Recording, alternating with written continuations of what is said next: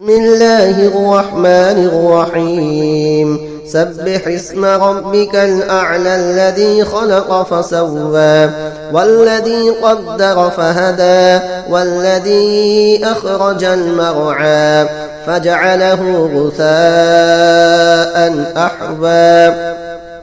سنقرئك فلا تنسى إلا ما شاء الله إنه يعلم الجهر وما يخفى ونيسرك لليسرى فذكر إن نفعت الذكرى سيذكر من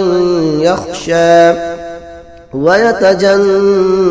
الأشقى الذي يصلى النار الكبرى ثم لا يموت فيها ولا يحيا قد أفلح من تزكى وذكر اسم ربه فصلى بل تؤثرون الحياة الدنيا والآخرة خير